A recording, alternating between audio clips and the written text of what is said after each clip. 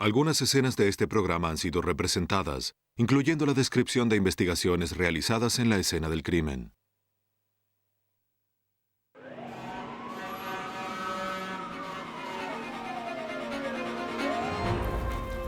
Un mortífero incendio en Boise, Idaho, deja sin vida a un padre y a sus 2 hijastros. A medida que los investigadores revisan las cenizas, encuentran evidencia de que el incendio no fue un accidente.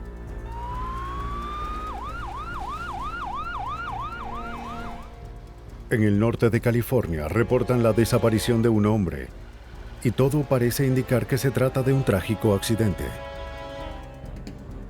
Pero una investigación de rutina pronto demuestra una red de engaños, fraude y posible asesinato.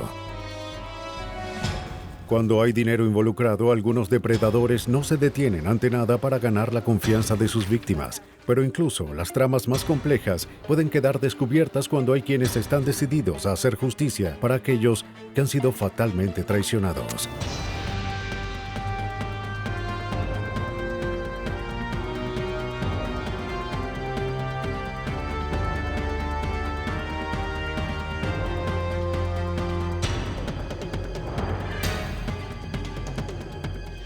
Los nuevos detectives, casos estudiados por la ciencia forense. Traicionados. Enclavado en las laderas occidentales de las montañas rocosas en el condado de Ada, Idaho, se encuentra la capital del estado, Boise. Además, es el hogar de unos 400,000 residentes que trabajan, viven y juegan ahí. Departamento de Bomberos. Poco antes del amanecer del 10 de febrero de 1992, los operadores recibieron una llamada de emergencia. Un hombre reportó un incendio en una casa de 2 pisos y creía que una familia de 4 miembros aún estaba atrapada adentro.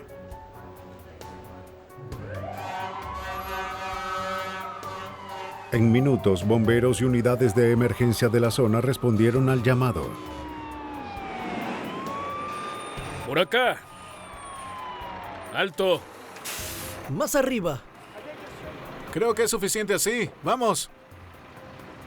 Las llamas y el humo consumieron la casa.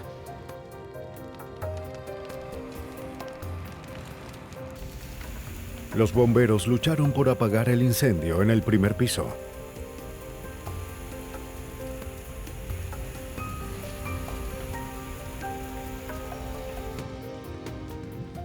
Los rescatistas se abrieron camino a través de las llamas y el humo espeso para revisar si alguien había quedado atrapado. Sí. Puedo verlo.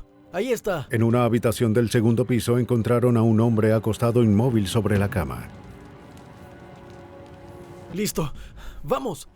Encontraron a una joven en el piso a pocos metros. Tenemos que sacarla.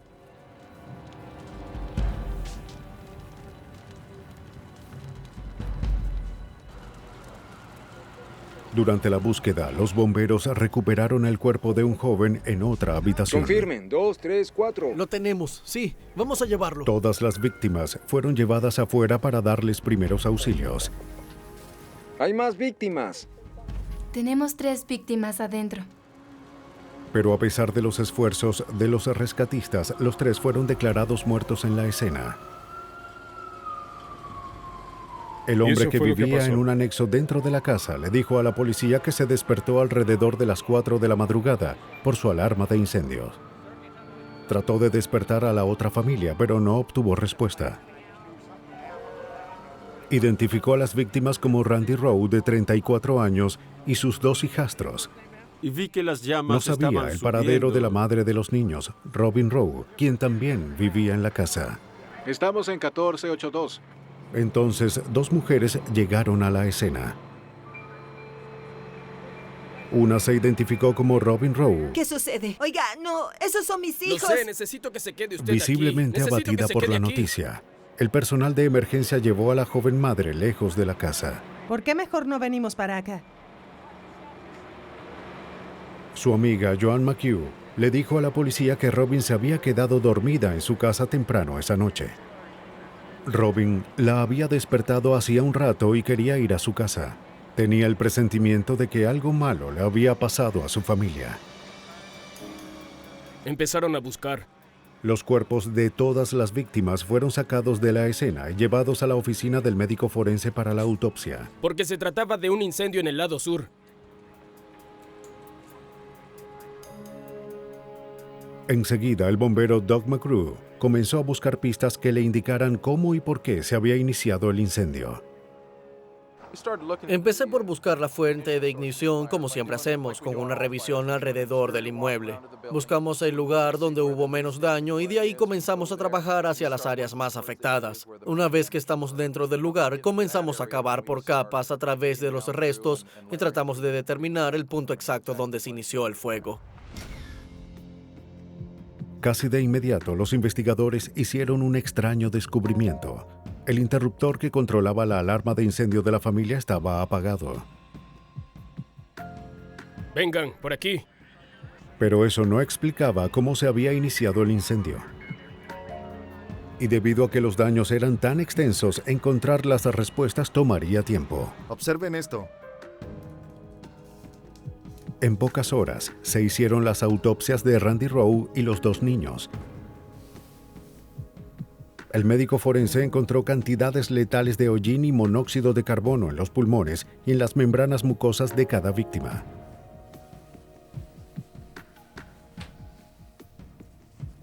Concluyó que los 3 habían muerto por inhalación de humo causada por el incendio.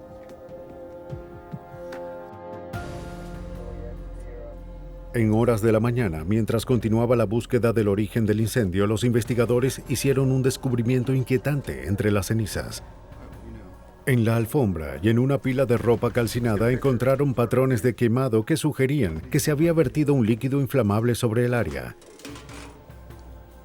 Y en un punto a solo centímetros de los ductos de ventilación de la residencia. Los investigadores recolectaron varias piezas de restos chamuscados para un análisis más profundo. Todos los indicios apuntaban a un incendio provocado y sugería que el fuego en el que habían muerto 2 niños y su padrastro había sido intencional.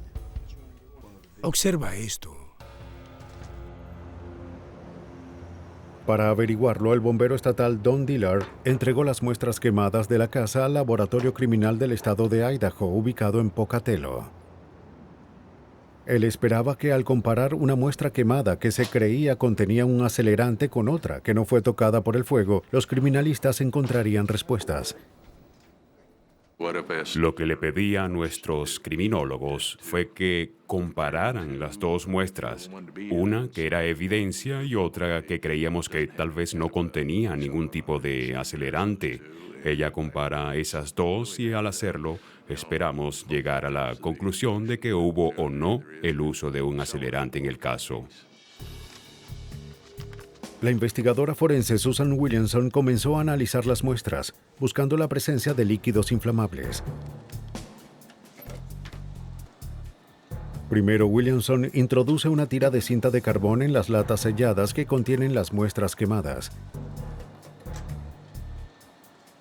Luego, la lata es colocada en una cámara y calentada por varias horas. Si hay presencia de alguna sustancia inflamable, el calor la transformará en vapor y será absorbida por la cinta de carbón. Una vez que la evidencia es calentada, sacan la cinta de carbón.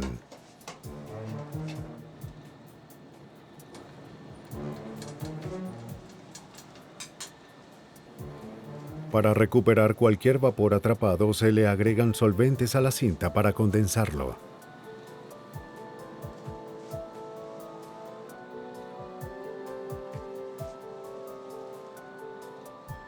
El líquido obtenido es luego analizado en un equipo de detección sofisticado que mide la presencia de sustancias inflamables conocidas.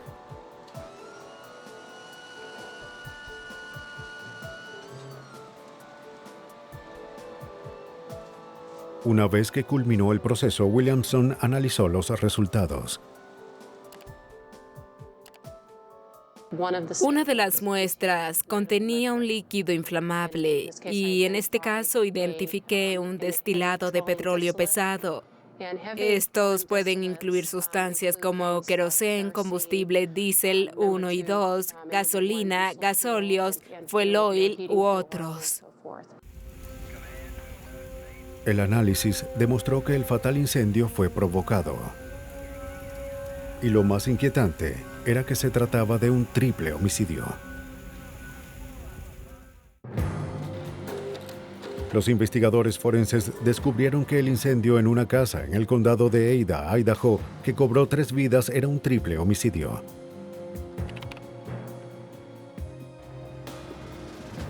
Los hallazgos fueron remitidos a investigadores de homicidios. Buscando respuestas, los detectives acudieron a Robin Rowe, esposa y madre de las 3 víctimas. Sí, yo... Cuando se le preguntó por qué no estaba en la residencia la noche del incendio, Robin explicó que se estaba quedando en casa de una amiga. En los últimos meses, su matrimonio se había deshecho. Fue algo muy extraño. De hecho, Robin creía que su esposo Randy había iniciado el fatal incendio. De hecho, sentí que cada día era peor. ¡Hey! Dijo que en tiempos recientes Randy se había vuelto cada vez más abusivo con ella. Las cosas más pequeñas lo alteraban y parecía no poder controlar su ira, incluso frente a los niños. ¡No me hables así, Robin! Robin aseguró que en una ocasión Randy le había pegado tan fuerte que tuvo que ir a un hospital.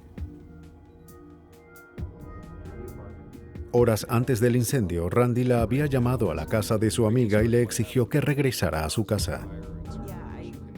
En cuanto se negó, la amenazó con que nunca más lo vería a él ni a sus hijos. Aunque parecía que Randy Rowe había cumplido su amenaza, la historia inquietó al detective Gary Rainey. Pasaron algunas cosas. Todo padre es protector con sus hijos, y si él ha sido un padre abusivo, cualquier esposa sensata habría querido sacar a sus hijos de esa situación. Su historia era que él había sido abusivo con ella, no con los niños. Esa no es la regla y ciertamente a nivel legal reconocemos que una personalidad abusiva y violenta con problemas de control de ira no solo se enfoca en una persona en particular, en especial aquellos con hijos preadolescentes, quienes algunas veces hacen enfadar fácilmente a sus padres. Con sus sospechas en aumento, la policía quería saber más sobre el matrimonio Rowe y corroborar la coartada de Robin. Así es. Comenzaron con John McHugh, la mujer con quien Robin se encontraba al momento del incendio. Bueno, había algunos problemas de abuso. Dijo que debido a los abusos de Randy, Robin se estaba quedando en su casa. Esa noche, Robin se quedó dormida en el sofá como a las 11. Joan se había acostado poco tiempo después y no escuchó nada que indicara que Robin había dejado el apartamento. Ella no tenía dudas de que Robin era una víctima de violencia doméstica. ¿Los dos buscaban ayuda o...? Por supuesto, y dijo que esa situación tenía algún tiempo, pero que no se lo había contado a nadie. Todo pareció empeorar en unas 4 o 5 semanas. No estoy segura. Algunas veces llegó aquí muy tarde en la noche con los niños porque estaban huyendo de Randy.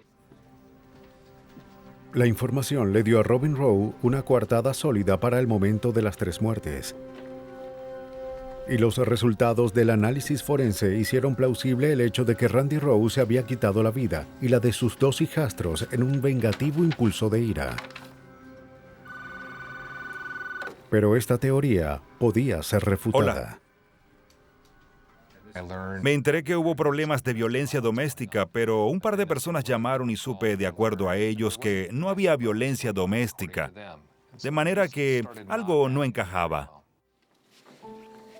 Para indagar más, la policía citó a declarar a la hermana de Randy. ¿Notó alguna señal de que Robin y los niños fueran víctimas de algún tipo de violencia? ¿Vio moretones en algunos de ellos? Ella no creyó que Robin fuera víctima de violencia doméstica como se había retratado. ¿En alguna discusión? Aunque Randy y Robin habían empezado a pelear cada vez más, él no era una persona violenta. Los niños eran todo para Randy. ¡Feliz cumpleaños, Annie! Su hermana sabía que él nunca les haría daño. ¡Sí! Y de acuerdo con la hermana, Robin trataba a Randy como si fuera la niñera de sus hijos. Como resultado, Randy hablaba abiertamente de la posibilidad de divorciarse. Pero amaba a los niños como si fueran suyos. No, yo creo que era... Y los niños habían dejado en claro que no querían que Randy se fuera. Eso no me agradaba. Los niños le habían dicho a Robin en una oportunidad que querían quedarse con Randy y no irse con ella. Y, por supuesto, ellos eran los hijos biológicos de Robin, no de Randy. Para resolver las contradicciones de la información sobre la pareja, los investigadores decidieron indagar más en los antecedentes de Robin. Lo que encontraron fue alarmante. De acuerdo a los registros, Robin perdió trágicamente a un hijo unos 15 años atrás. Su hijo de 6 años había muerto en un incendio sospechoso en su casa de California. Y los investigadores nunca pudieron determinar la causa del fuego. Pero para la policía de Idaho, las similitudes entre las tragedias tenían que ser más que coincidencia. Ahora Robin Rowe se perfilaba como la principal sospechosa de las muertes de su esposo y sus 2 hijos. Pero con una coartada sólida y sin un móvil claro para explicar un crimen impensable, la policía sabía que probarlo no iba a ser fácil. La policía del condado de Ada, Idaho, luchaba por encontrar respuestas sobre un incendio fatal que acabó con 3 vidas. Robin Rowe, esposa y madre de las víctimas, contaba con una coartada irrefutable para la noche del crimen. Pero toda la evidencia apuntaba a ella como la principal sospechosa. Lo que los investigadores necesitaban eran pruebas. Es lo que tenemos que investigar. Buscando pistas potenciales, empezaron a revisar las declaraciones hechas por los amigos y familiares de Robin. Los hijos del esposo, Randy. Descubrieron que un amigo dijo que unos días antes del incendio, Robin había mencionado que había alquilado una unidad de depósito y se había llevado algunas de sus pertenencias. El tiempo del alquiler era muy cercano a los asesinatos como para ser ignorado por la policía. El detective Gary Rainey siguió la pista. Pronto pudo localizar el depósito que Robin había alquilado. Con una orden judicial, los investigadores revisaron la unidad. Ahí encontraron cajas de papeles personales de Robin. Entre ellos, había un sobre con varios cientos de dólares en efectivo y recibos del bingo donde Robin Rowe trabajaba.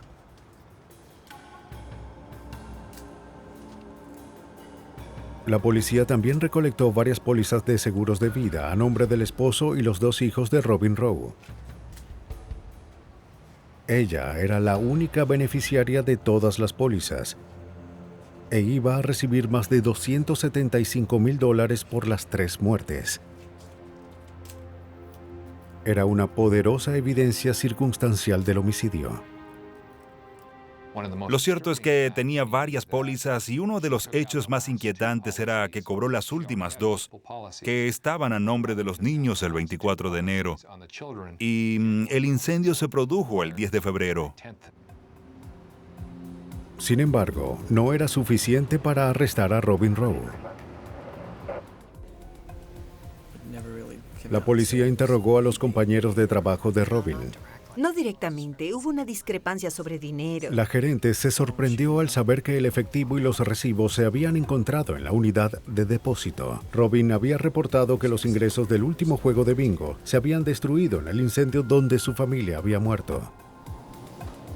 Aunque las autoridades carecían de evidencia física sólida del asesinato, ahora tenían pruebas de malversación. La principal sospechosa en la investigación del triple homicidio fue arrestada y acusada de hurto mayor.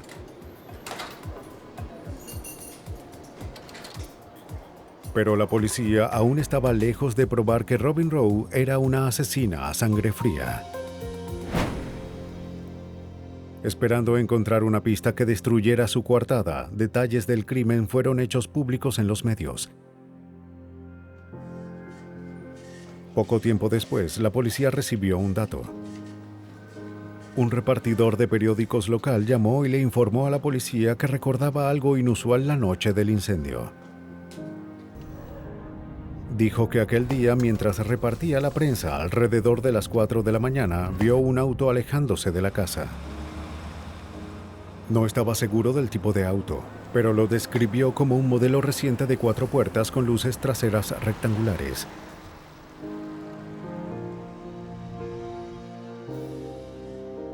El detective Ken Smith le pidió al repartidor acudir a la comisaría.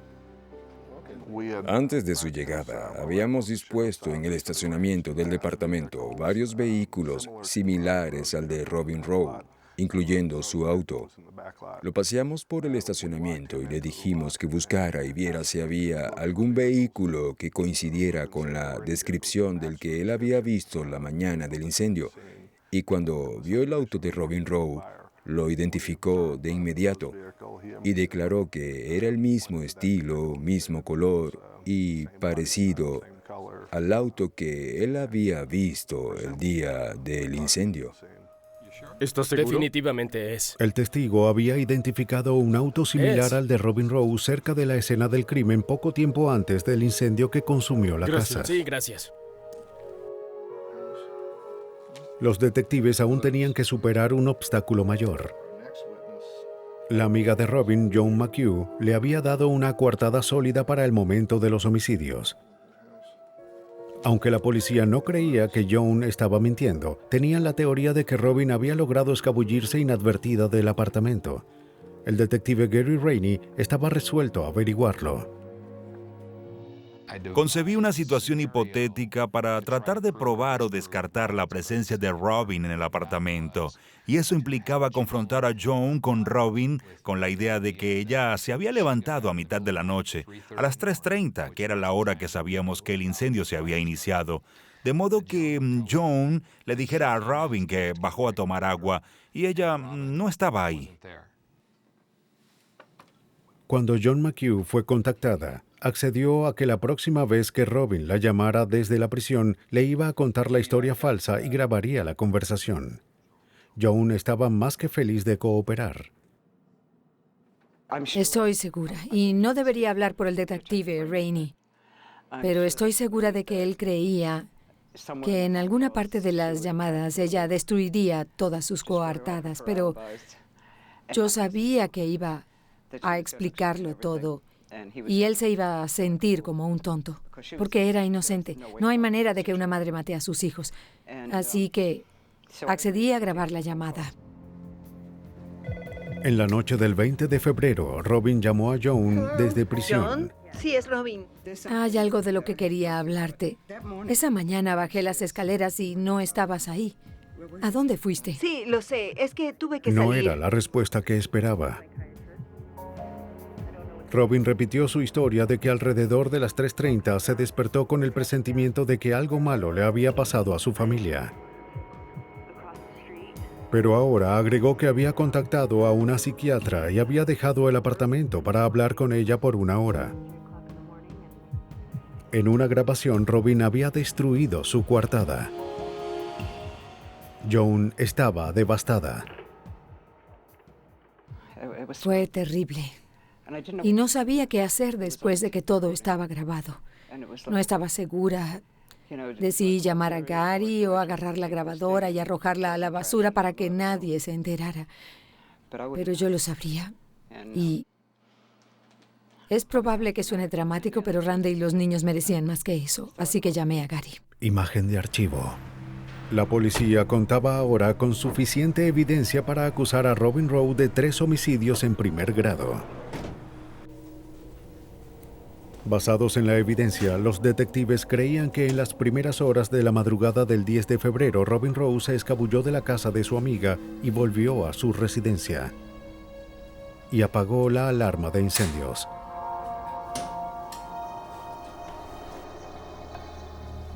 Entonces, llevada por un retorcido deseo de cobrar las pólizas del seguro de vida de su familia, colocó una pila de ropa cerca de los ductos de ventilación e inició el incendio fatal. Después de asesinar a su esposo y a sus 2 hijos, volvió calmadamente a la casa de John McHugh para establecer su coartada. Expertos en psicología me describieron que es solo un balance en su mente de lo que es mejor para ella. El esposo y sus 2 hijos o la ganancia de unas pólizas de vida y la oportunidad de mudarse a otro estado. Lo único que hizo fue sopesar ambas cosas y decidió que el dinero y una nueva vida era lo que ella quería en ese momento. Robin Rowe fue sentenciada por incendio provocado y 3 homicidios en primer grado, el de su esposo y sus 2 hijos. Fue condenada a muerte. La policía de Idaho tuvo que conciliar información contradictoria para encontrar la verdad. En California, la policía tiene que sortear un complejo laberinto para revelar un asesinato. Conocido por sus climas templados y sembradíos abundantes, el condado de Yolo en California ofrece un estilo de vida rural tranquilo a kilómetros fuera de Sacramento, la capital del estado. Pero los habitantes no están exentos de tragedias. En la mañana del 5 de febrero de 1997, los operadores de emergencias del Departamento de Policía del Condado de Yolo recibieron una llamada de una madre preocupada. Temía que su hijo estuviera desaparecido. Los oficiales acudieron a la casa. Patty Howard le dijo al oficial que no sabía nada de su hijo Nick, de 18 años, desde la noche anterior. Sí, no lo he visto. Patty dijo que la noche anterior, Nick la había ayudado a cerrar el taller de pintura automotriz, propiedad de la familia Howard. Al momento de irse, dijo que tenía que ir a recuperar su billetera, que se le había quedado en un restaurante cercano. Le dijo a su madre que regresaría a casa en un par de horas y se despidió.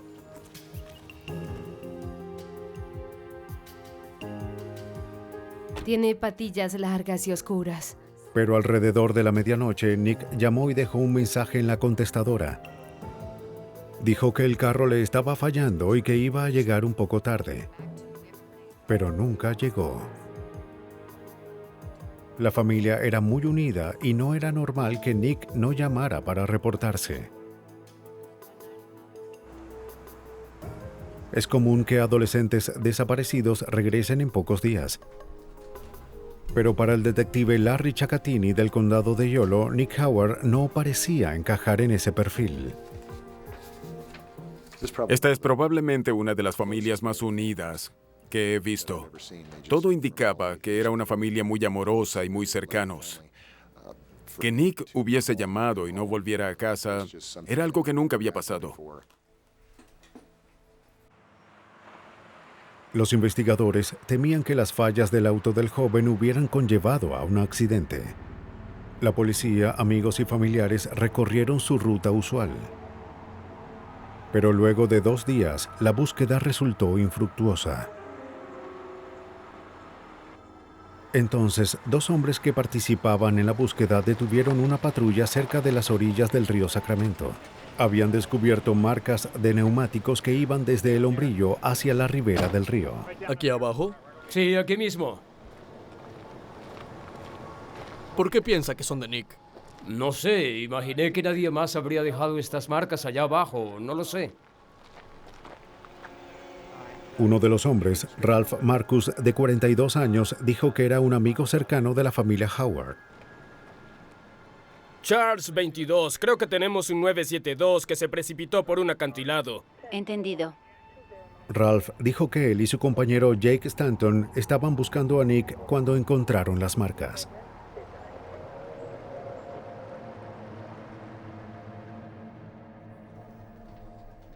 Aunque no había seguridad de que el descubrimiento estuviera relacionado con Nick, se contactó al detective Ciaccattini. Él conocía bien esa parte de la autopista y las noticias no eran alentadoras. Este era el lugar que había pensado. Esta franja de la carretera es una franja sinuosa que va al lado del río. En nuestra zona rural no hay defensas y es frecuente que conductores distraídos o somnolientos caigan al río. Unidades de búsqueda y rescate del Departamento de Policía del Condado de Yolo y oficiales de la Patrulla de Caminos de California acudieron a la escena. El equipo rastreó las marcas hasta un dique. Llegaban hasta la orilla y desaparecían en el río. Miembros de la patrulla fluvial del condado de Yolo y buzos de rescate comenzaron a revisar el río. Después de varias horas de búsqueda, los buzos señalaron que habían encontrado algo. Muy bien, A 5 metros debajo del agua encontraron. descubrieron un auto en el lecho del río.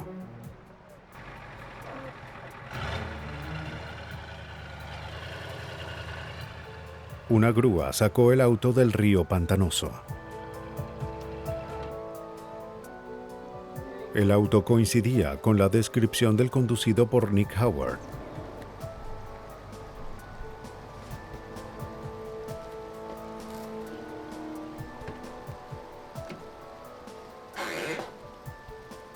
Una billetera recuperada del asiento de pasajeros contenía la licencia de conducir del adolescente desaparecido.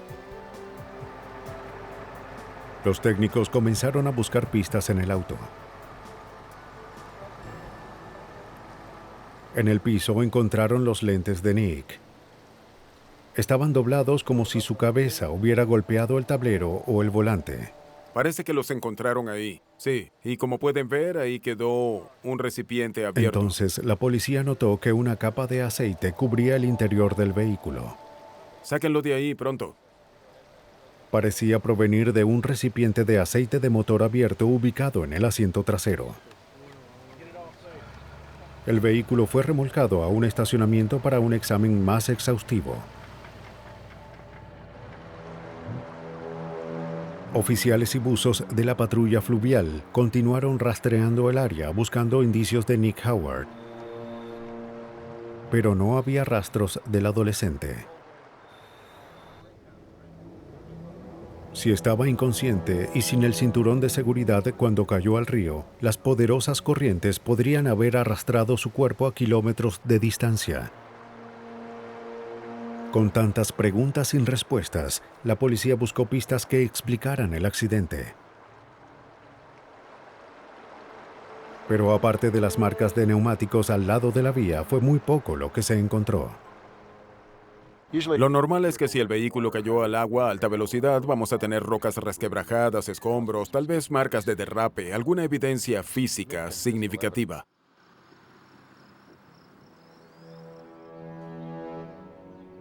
Mientras proseguía la investigación, los detectives recibieron una información inesperada. La familia de Nick Howard entregó unos papeles que encontraron cuando revisaban su habitación. Uno era una póliza de vida a nombre del adolescente valorada en $850,000. Además, había un cambio inconcluso del beneficiario en la planilla, en la que se colocó a Ralph Marcus, el hombre que había descubierto las marcas de neumáticos en el río, como el nuevo beneficiario. A la policía le sorprendió de que una persona tan joven como Nick Howard tuviera una póliza de seguro tan cuantiosa. En esencia, estaba gastando una cuarta parte de su ingreso mensual en una póliza de vida, lo cual era extraño, ya que esto no es algo en lo que una persona de 18 años de edad esté pensando, en especial por tanto dinero. Tome asiento. Y esa no era la única noticia inquietante. Un conocido de Nick Howard presentó información a la policía. Cuénteme sobre la póliza de seguro. Él creía que Nick estaba sano y salvo. Dijo que recientemente el joven se jactaba diciendo que su póliza de seguro lo haría millonario. Todo lo que tenía que hacer era fingir su muerte, desaparecer y dejar que Ralph Marcus cobrara la póliza. Habló sobre un gran monto y de eso es lo que hablaba. Una prueba de polígrafo confirmó más tarde que decía la verdad. La búsqueda frenética de un adolescente desaparecido había tomado un rumbo inesperado. Ahora los investigadores tenían que considerar que Nick Howard había simulado el accidente de tránsito y su propia desaparición. Para averiguarlo, la policía buscó la ayuda de la Unidad de Reconstrucción de Accidentes Viales de la Patrulla de Caminos de California. Usando como guía las marcas de neumáticos encontradas al lado de la vía, el investigador Steve Walker analizó la escena. Mediciones detalladas indicaban que el auto se salió de la carretera en un ángulo de 45 grados y no había evidencia de salto o rebote sobre el hombrillo. Esto sugirió que la velocidad del auto no era superior a 22 km por hora cuando se salió de la vía. Era improbable que un conductor adormilado o distraído hubiese provocado que el vehículo terminara en el río. Y tampoco había evidencia que sugiriera una colisión. No había restos, no había manchas de fluidos sobre el pavimento. No había nada de lo que se suele observar en una colisión de tránsito. Era muy raro y más bien encajaba con la idea de que el auto no se había salido de la carretera de forma violenta, sino que había sido preparado para hacerlo de una forma más controlada. Luego la policía examinó el motor del auto de Nick Howard, buscando algo que explicara el accidente. Casi de inmediato encontraron una pista. Una tapa plástica había sido introducida en el regulador de combustible para dejarlo abierto. Y la tapa provenía del recipiente de aceite de motor que fue encontrado en el interior del vehículo. Así estaría el auto. Ante las sospechas, la policía acudió al experto Charles Radford de la Patrulla de Caminos de California.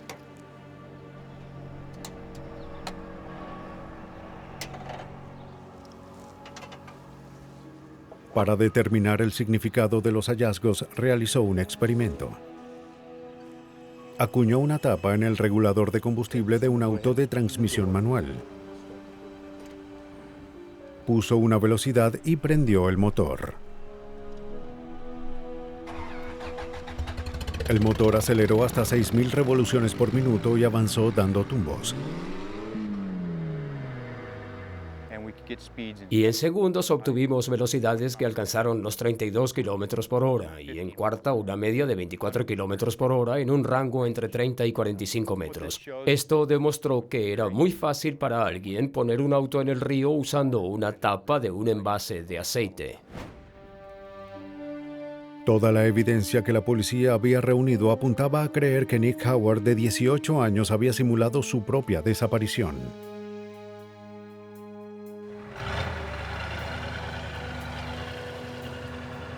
Y ahora era buscado para interrogarlo por un complejo plan de fraude de seguro. Pero hasta ahora, todos los esfuerzos por ubicar al adolescente habían fracasado.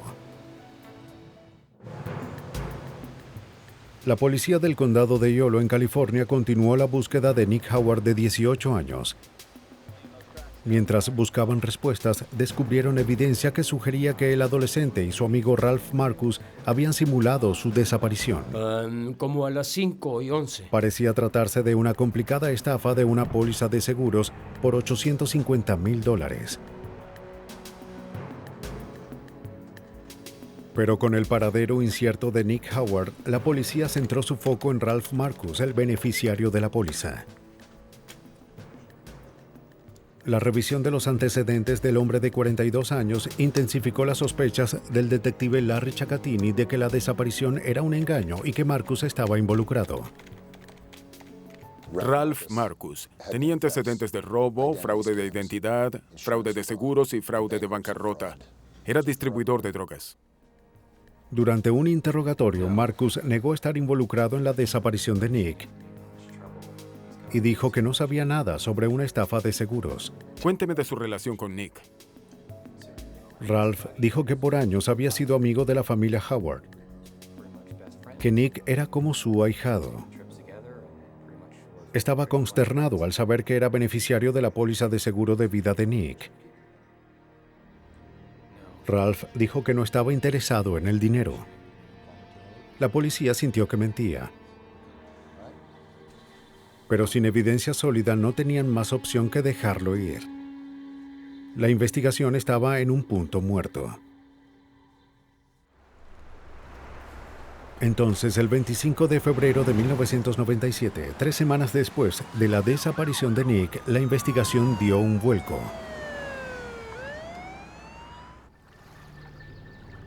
Pero no era el esperado. Un hombre que pescaba en el río Sacramento llamó a la policía al descubrir restos humanos. A menos de 1 kilómetro de donde el auto de Nick Howard fue encontrado, la policía recuperó los restos descompuestos de un hombre joven. La víctima, que fue encontrada con un guante en su mano derecha, coincidía con la descripción del adolescente desaparecido. Más tarde, los registros dentales confirmaron que Nick Howard había sido hallado. Sin una causa obvia de muerte, el cuerpo fue llevado a la oficina del forense del condado de Yolo. El patólogo forense Dr. Brian Peterson comenzó a buscar respuestas. Aquí hay unas fotos del cuerpo que encontraron en la escena. Muy bien.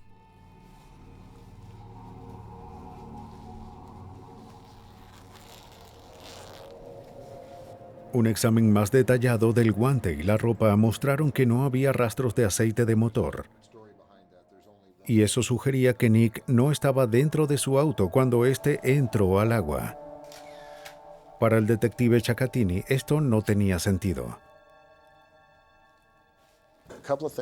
Un par de cosas no encajaban. Una era que tenía puesto un guante, lo cual pensamos que era inusual. Recordaba que el auto estaba cubierto de aceite de motor cuando lo ubicamos, pero no había rastros de aceite en la ropa. Asumiendo que aunque estuviera un tiempo en el agua, los rastros de aceite no iban a ser lavados del cuerpo. El doctor Peterson trató entonces de establecer la causa de muerte. El líquido encontrado en los pulmones de la víctima sugería que Nick Howard se había ahogado. Pero había algo más.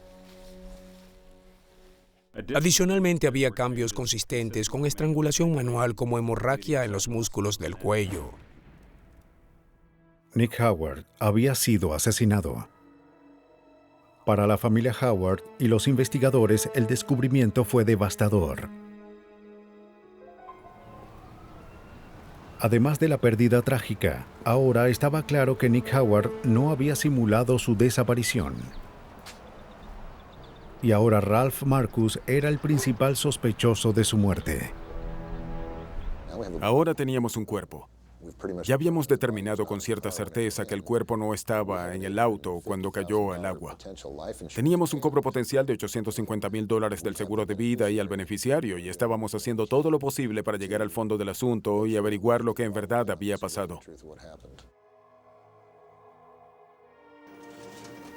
La policía contactó al corredor de seguros cerca de Sacramento y este les entregó la póliza de Nick.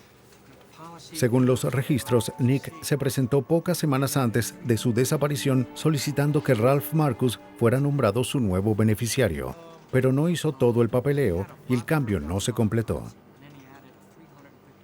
Pero Nick no parecía haber entendido y el corredor creía que se había ido convencido de que su póliza había sido actualizada. Venga conmigo, por favor. En opinión del corredor de seguros, Nick dejó la agencia creyendo que el cambio se había concretado y que Ralph Marcus era el beneficiario. Aunque la información era incriminatoria, se quedaba corta de ser la pista decisiva y los investigadores debían probar el asesinato. Más tarde tuvieron un avance. Está haciendo un reclamo del seguro de vida. Un testigo le pidió al detective Ciaccattini que se reuniera con él en un muelle del río Sacramento. Jake Stanton, el hombre que estaba con Ralph Marcus cuando se descubrieron las marcas de neumáticos, creía que tenía información importante sobre el caso. ¿Qué pasó? Bien, Nick y yo solíamos venir aquí a pescar. Jake dijo que poco después de la desaparición de Nick, Ralph le pidió ayuda para buscar al adolescente. Mientras conducían a lo largo del río Sacramento, Ralph se detuvo en el muelle. Le dijo que este era uno de los lugares favoritos de Nick. Mientras rastreaban el área, Jake vio a Ralph Marcus caminar hasta el final del muelle hacia un guante negro. Mientras Jake se voltea, ve a Ralph deshacerse del guante en la punta del muelle. Antes de que Jake dijera algo, Ralph le dice que estaba tratando de agarrar el guante. Los detectives le mostraron a Jake el guante negro que recuperaron del cuerpo de Nick. ¿Alguna vez vio algo como eso? Es idéntico al guante que Ralph pateó. Estaba seguro de que era idéntico al que Marcus había pateado en el muelle. Jake insistió en el hecho de que Ralph estaba tratando de patear el guante para que no fuese encontrado. La importancia de esto era que no le habíamos informado a nadie que Nick usaba un guante cuando lo encontramos. La información acercó a la policía un paso más para probar que Ralph Marcus había asesinado a Nick Howard de 18 años. Pero hasta ahora toda la evidencia era circunstancial. Ahora la policía del condado de Yolo, en California, estaba segura que Nick Howard, de 18 años, había sido asesinado por su póliza de vida por un valor de $850,000. Toda la evidencia sugería que Ralph Marcus, el beneficiario de la póliza, era el responsable.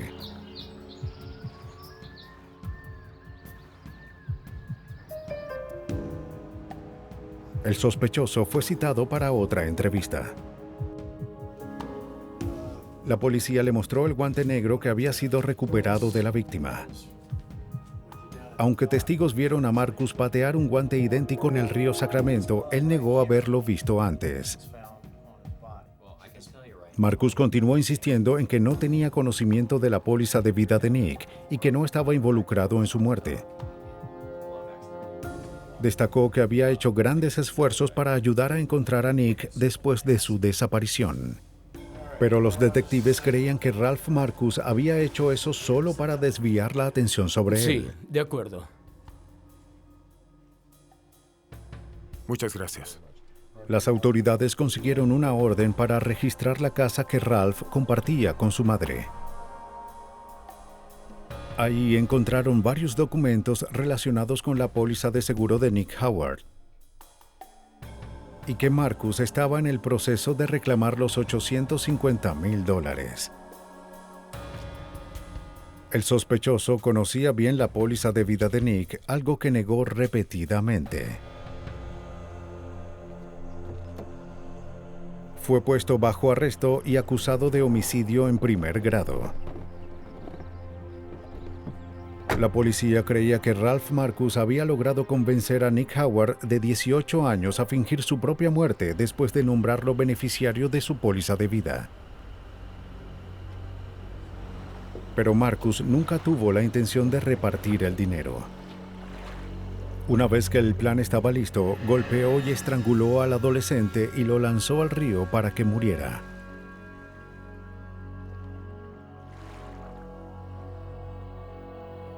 Después de colocar la billetera y los lentes del adolescente dentro del auto, Marcus aceleró el motor del auto de Nick con la tapa del envase de aceite y envió el vehículo al agua, esperando que su muerte pareciera un accidente.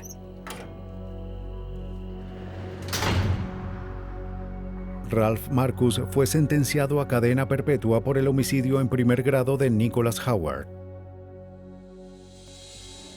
La avaricia y el egoísmo pueden ser motivos poderosos para el asesinato. Y cuando el asesino es astuto, la verdad puede ser esquiva. Pero los detectives y científicos forenses están dedicados a encontrar justicia para aquellas víctimas desprevenidas que han sido traicionadas.